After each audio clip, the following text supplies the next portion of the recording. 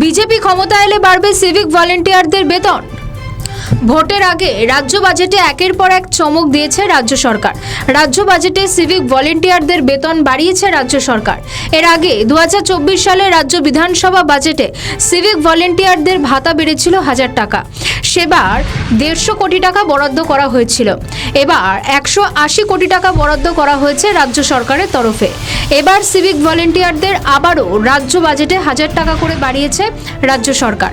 বিরোধীরা বারংবার বলছে তৃণমূল ভোটের আগে টাকা দিয়ে ভোট ব্যাংক তৈরি করছে। বিরোধীরা শাসক দলের ওপর যতই সুর চড়াক, তারাও কিন্তু কোনো অংশে পিছিয়ে নেই।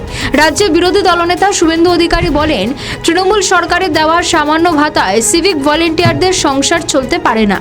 যাতে তাদের কোনো রকম সমস্যা না হয়, তার জন্য 2026 সালে নির্বাচনে বিজেপিকে ভোট দিন। বলেন, বিজেপি ক্ষমতায় এলেই সিভিক ভলেন্টিয়ারদের বেতন আরও হবে। স্পষ্ট করে তিনি আরও বলেন, আমি কথা দিতে পারি সিভিক ভলেন্টিয়ারদের যে ভয় তৃণমূল আপনাদের দেখাচ্ছে বিজেপি এলে চাকরি চলে যাবে, আমি বলি 21টি রাজ্যে বিজেপির সরকার রয়েছে। ওড়িশা, দিল্লিতে রয়েছে বিজেপি। একটা লোকেরও চাকরি যায়নি, আপনাদেরও চাকরি যাবে না।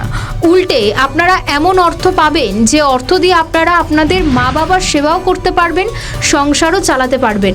ক্ষমতায় আনুন বিজেপিকে। তাদের কথায় সিভিক ভলেন্টিয়াররা শুধুমাত্র অস্থায়ী কর্মী নন, তাদের ভবিষ্যৎ অনিশ্চিত থেকে উন্নত প্রশাসন সম্ভব নয়। সিভিক ভলেন্টিয়ারদের বেতন বাড়ানো নিয়ে চলছে শাসক বিরোধী তরজা। আমাদের ভিডিও ভালো লাগলে লাইক ও শেয়ার করুন, কমেন্ট সেকশনে আপনাদের মতামত জানান। আরও ভিডিও পেতে আমাদের চ্যানেলটিকে সাবস্ক্রাইব করুন এবং প্রতি মুহূর্তে খবরের আপডেট পেতে প্রেস করুন বেল